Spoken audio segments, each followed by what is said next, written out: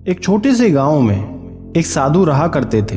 एक बार उनके समक्ष कुछ गांव के लोग आते हैं और कहते हैं कि वो बहुत परेशान हैं। उनके साथ के गांव के लोग उन्हें बहुत परेशान करते हैं, उनसे लड़ते हैं, झगड़ते हैं। वो हमारे गांव पर कब्जा करके उसे हथियाना चाहते हैं। आप ही बताएं गुरुवर, हम क्या करें? हम उनसे युद्ध भी नहीं कर सकते, निश्चित ही हम हार जाएंगे। हमारा छोटा सा गांव है, ज़्यादा लोग नहीं हैं, वो सब इतने अधिक हैं, हम कैसे उनसे युद्ध करेंगे? आप ही हमें कोई मार्ग बताएं। ये सुन साधु कहते हैं कि यह अनिवार्य नहीं कि आप हिंसा करके ही समस्या को हल कर सकते हैं, बिना युद्ध के भी सब ठीक हो सकता है। ये सुन गांववासी कहते हैं कि ये कैसे संभव है गुरुदेव? तब साधु कहते हैं कि बुद्धि द्वारा आप स्वयं की बुद्धि दिमाग से उन्हें पराजय करके अपने गांव को बचा सकते हैं। ये सुन गांव के लोग कहते हैं कि हम कुछ नहीं समझे, आप किस प्रकार कह रहे हैं? तब साधु कहते हैं कि एक छोटी सी कहानी सुनो, इससे आपको समझ आएगा और एक अच्छी प्रेरणा मिलेगी। एक विशाल जंगल में कई सारे जानवरों का समूह रहा करता था। हर एक जीव का अपना एक समूह था। उन समूह में एक बंदरों का झुंड था, दूसरा हाथी का। बंदर एक सरोवर के पास रहा करते थे। वो एक बहुत ही सुंदर सरोवर था। उसमें एक से एक सुंदर कमल के पुष्प खिले हुए थे और बंदरों की टोलियां वहां पर उस सरोवर के किनारे रहते और खेलते रहते। उसी सरोवर के पास के पेड़ों पर वो रहते, उसके फल खाते और इस सरोवर का जल पीकर आराम से रहते। एक दिन एक हाथी का झुंड कीचड़ में लगे पैरों के साथ उस सरोवर की तरफ आता है। हाथी विशाल थे, उन्होंने अपने बल से पहले जितने छोटे पेड़ थे उन्हें तोड़ दिया, जिसकी वजह से कई बंदरों का घर भी टूट गया था। और वो सभी हाथी उस सरोवर के पानी में उतर जाते हैं और उसमें डुबकी लगाने लगते हैं। उनके शरीर के पैरों की सारी कीचड़ से पानी गंदा हो जाता है। साथ ही उनके बल के कारण सारे सुंदर पुष्प भी टूट जाते हैं। हाथी पानी से निकल पेड़ के सारे फल अपनी सूंड से हिलाकर नीचे गिराकर सब खा जाते हैं और फिर वापस लौट जाते हैं। उन हाथी के पैरों के नीचे पड़कर कुछ बंदरों के बच्चे भी दबकर मर जाते हैं। ये पूरा दृश्य देख बंदर बहुत दुखी होते हैं। वो सभी बैठकर रोने लगते हैं कि इन हाथियों ने उनका कितना नुकसान किया। वो सभी बहुत दुखी होते हैं। तभी एक बंदर झुंड से उठकर कहता है कि हमें उन्हें सबक सिखाना होगा। तभी अन्य बंदर कहते हैं कि वो हमसे बलशाली हैं, हम उनका कुछ नहीं बिगाड़ पाएंगे। ये सुन अन्य बंदर कहते हैं कि फिर हम क्या करें? तब उन सभी में सबसे वृद्ध बंदर कहता है कि हम उन्हें सबक अवश्य सिखाएंगे, लेकिन एक अन्य तरीके से। तब वो सभी एक योजना बनाते हैं। उसी शाम वृद्ध बंदर अपने कुछ साथियों के साथ हाथी के पास पहुंच जाता है और कहता है कि हम सभी एक दूसरे के साथी हैं, मित्र हैं, एक ही जंगल में रहते हैं। हम सभी को एक दूसरे के बारे में सोचना चाहिए, इसलिए मैं आपको आज सतर्क करने आया हूँ। हाथी का सरदार ये सुन पूछता है कि लेकिन क्यों? तब वृद्ध बंदर कहता है कि आज आपके झुंड के कुछ हाथियों ने एक सरोवर को दूषित कर दिया, जो कि बहुत सुंदर और स्वच्छ था। साथ ही आसपास भी बहुत गंदगी कर दी है। और अब समस्या ये है कि ये सरोवर चंद्रदेव का है, जो प्रतिदिन वहां आकर आराम करते हैं, लेकिन आपके हाथियों द्वारा खराब करने के कारण आज वो बहुत क्रोधित हैं, जिसका आपको बुरी तरह दंड मिलेगा। आपके साथ कुछ भी हो सकता है। ये सब सुन हाथी बंदर की बातों में आ जाता है और घबरा जाते हैं। वो कहते हैं कि मित्र, अब तो हमसे भूल हो गई, लेकिन इसका कुछ उपाय तो होगा ताकि हम दंड से बच सके। ये सुन वृद्ध बंदर कहता है कि हाँ, एक उपाय है।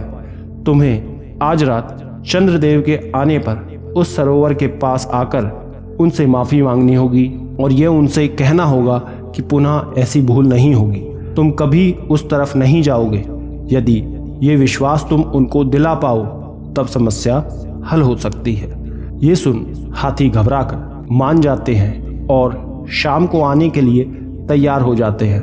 रात होने पर जब चंद्रदेव निकल जाते हैं तब हाथी सरोवर के समक्ष पहुंच जाते हैं और तब बंदर के कहे अनुसार उनसे क्षमा मांगने लगते हैं। बंदर कहते हैं कि देखो कि आज ये कितने लाल हो रखे हैं, निश्चित ही ये बहुत क्रोध में हैं। ये सुन हाथी तुरंत क्षमा मांगने लग जाते हैं और पुनः यहाँ कभी ना आने का वादा करते हैं। तब वृद्ध बंदर कहता है कि अब तुम यहाँ से भाग जाओ। ये सुन हाथी लौट जाते हैं। हाथी के जाते ही सभी बंदर जोरों से हंसने लगते हैं और कहते हैं कि देखा कितनी चतुराई से हमने उन्हें इस तरफ आने से रोक दिया। अब वो डरकर कभी यहाँ नहीं आएंगे और इस तरह उन्हें उन हाथियों से छुटकारा मिल जाता है। कहानी के अंत में साधु कहते हैं कि देखा, यदि हम शारीरिक बल की जगह बुद्धि बल का सही से उपयोग करें तो उन बंदरों की भांति स्वयं के घर को बचा सकते हैं। आपको भी यही करना चाहिए। सोचें और बुद्धि का उपयोग करें। बुद्धि हमेशा बल के ऊपर होती है, जिसके सहारे आप बड़े से बड़ी सफलता पा सकते हैं। साधु की बात सुन गांव के लोगों को बहुत प्रेरणा मिलती है। वो समझ जाते हैं कि यदि वो सभी एकजुट होकर सही तरह से योजना बनाकर बुद्धि का उपयोग करें तो निश्चित ही आप आगे बढ़ेंगे, विजयी जरूर होंगे। एक बार एक नौजवान युवक जिसका नाम अमत्र था अपने गांव में काम की तलाश कर रहा था, लेकिन उसे कोई काम नहीं मिलता। वो एक शिक्षित लड़का था, लेकिन गांव में अधिक सुविधा ना होने के कारण उसे कोई काम नहीं मिलता। उसके माता पिता वृद्ध थे और अक्सर बीमार रहते थे, जिसके कारण वो बाहर जाकर शहर जाकर भी काम नहीं कर सकता था, क्योंकि फिर उसके बाद उनकी देखभाल के लिए कोई था ही नहीं। अमत्र का एक मित्र था राजमहल में जो कार्यरत था। वो अपने मित्र से सहायता मांगता है। तब उसके मित्र को याद आता है कि राजा ने कुछ दिन पहले ही मंत्री से ये कहा था कि उसे उसके कार्यालय में काम करने के लिए किसी शिक्षित लड़के की आवश्यकता है, उसकी खोज करें। वो महल में जा मंत्री से अपने मित्र की बात करता है। मंत्री अमत्र को अगले दिन महल आने का आदेश देते हैं। मित्र खुश हो जाता है। ये खबर जाकर अमत्र को बताता है। वो भी ये सुन बहुत प्रसन्न होता है और अगले दिन महल पहुंच जाता है और तब मंत्री उसे राजा के पास लेकर जाते हैं। राजा अमत्र को कार्यालय में लगा देते हैं। वो नवयुवक नौकरी मिलने से बहुत प्रसन्न था। जब मंत्री उसे कार्यालय में लेकर जाता है तो वहाँ देखता है कि उस कमरे की हालत बहुत खराब है। कोई भी सामान एक जगह नहीं है, वो पूरा बिखरा हुआ है। कागजों को चूहों ने कुतर दिया है। कार्यालय की हालत देखकर अमत्र भीतर जाता है और उसकी सफाई में लग जाता है। वो सभी सारे जरूरी कागजों को देख उसे एक जगह कर देता है और सारे कटे फटे कागजों को हटा देता है और उसकी साफ सफाई में लग जाता है। कमरे की हालत बहुत खराब थी। वो एक दिन में कहाँ साफ होने वाला था। महीनों से वो बंद था। अमत्र उसकी साफ सफाई में कई दिनों तक अकेले लगा रहता है। वो रोज महल आता और अकेले उसकी सफाई में लगा रहता। ये क्रम लगातार 15 दिन तक चलता रहा, लेकिन इन सब में सारे कागजी काम को नहीं रख पाता जिसके लिए उसे रखा गया था।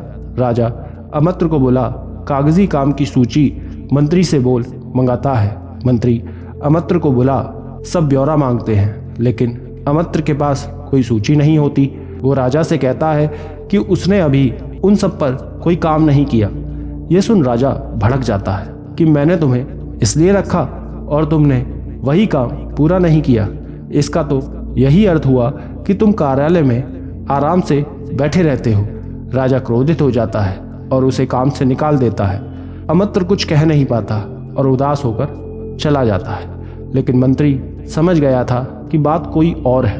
वो सोच में पड़ जाता है कि यदि वो कागजी काम नहीं कर रहा था तो पूरा दिन कमरे में करता क्या था। वो कमरे की तरफ जाता है और जैसे ही दरवाज़ा खोलता है देखकर हैरान हो जाता है कि उस पूरे कमरे की काया पलट थी। जो कार्यालय पूरी तरह गंदा था, धूल मिट्टी से भरा हुआ था, अमत्र ने उस कमरे को बिल्कुल साफ सुथरा चमका दिया था। उसे पूरी तरह चमकाकर सारी चीज़ें सही जगह पर लगा दी थी और अब वो इस तरह तैयार कर दिया था कि कोई भी आराम से उस कमरे में बैठकर काम कर सकता था। ये सब देख मंत्री सब समझ जाता है कि उसने इतने दिन कहाँ समय दिया। वो बहुत निराश होता है कि उन्होंने इतने मेहनती लड़के को काम से निकाल दिया। ये देख वो तुरंत राजा के समक्ष जाता है और उन्हें वापस उस कमरे में लेकर जाता है।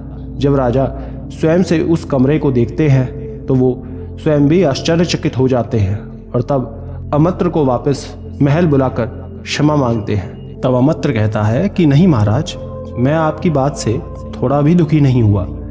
राजा पुनः उसे काम पर रख लेता है। अब अमत्र ने सारे कामों का लेखा जोखा रखना शुरू कर दिया था। वो हर काम का खर्च, हर चीज़ का हिसाब किताब रखने लगा था और समय समय पर हिसाब दिया करता था। राजा अमत्र के काम से बहुत प्रसन्न थे, लेकिन उसके साथी सेवक उससे ईर्ष्या करने लगे कि वो इतना कम समय में राजा का प्रिय बन गया।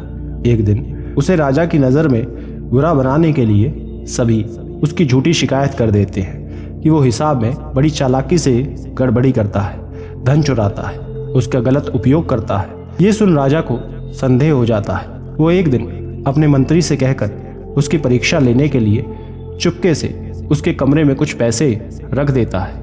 अब अगले दिन अमत्र कार्यालय में आता है और अपने काम में लग जाता है। उसे पता ही नहीं होता कि उसके समक्ष पैसे रखे गए हैं। वो पूरा दिन अपने काम में लगा रहता है। वहाँ अन्य सेवक राजा से कहते हैं कि उसने निश्चित पैसा चुरा लिया है, तभी वो अब तक पैसे की सूचना देने नहीं आया है। ये सुन राजा कुछ नहीं कहते। शाम को अमत्र जल्दी घर चला जाता है। ये देख सेवक कहता है कि आज वो जल्दी घर गया है और अब तक पैसे भी नहीं दिए। वो पैसा लेकर चला गया होगा। राजा को भी अब उनकी बातों पर विश्वास हो जाता है। वो अगले दिन जब अमत्र वापस महल आता है और राजा के पास हिसाब देने जाता है, तब हिसाब देने के बाद अंत में अमत्र राजा से वो पैसे देते हुए कहता है कि कल ये कार्यालय में मिला। कल मैं जल्दी चला गया, इस वजह से आपको दे नहीं पाया। ये पैसे शायद आप रख कर भूल गए थे। ये सुन सभी सेवक हैरान हो जाते हैं। राजा, मंत्री सब ये समझ जाते हैं कि अमत्र न केवल मेहनती है बल्कि एक सच्चा और ईमानदार भी है, और तब उससे प्रसन्न होकर महल का वित्त मंत्री बना देते हैं। ये सुन सभी सेवक बहुत हैरान होते हैं कि उनके द्वारा रची गई चाल भी उन पर भारी पड़ गई। उन्हें राजा द्वारा फटकार मिलती है। यहाँ अमत्र की तरक्की से उसके घर के हालात भी बदल जाते हैं। यहाँ राजा और मंत्री भी बड़े प्रसन्न होते हैं कि उन्हें इतना मेहनती और ईमानदार व्यक्ति मिला। सभी का उस पर विश्वास और बढ़ जाता है। अतः इस कहानी से हमें सीख मिलती है कि व्यक्ति की सच्चे मन से की गई मेहनत, लगन और ईमानदारी से वो बहुत आगे जा सकता है। प्रत्येक व्यक्ति को कर्तव्यनिष्ठ अवश्य होना चाहिए। यदि आप सही हैं तो कोई कितना भी आपका बुरा सोचे, उसे कभी सफलता नहीं मिलती। आशा करते हैं ये सीख आप समझ गए होंगे। धन्यवाद।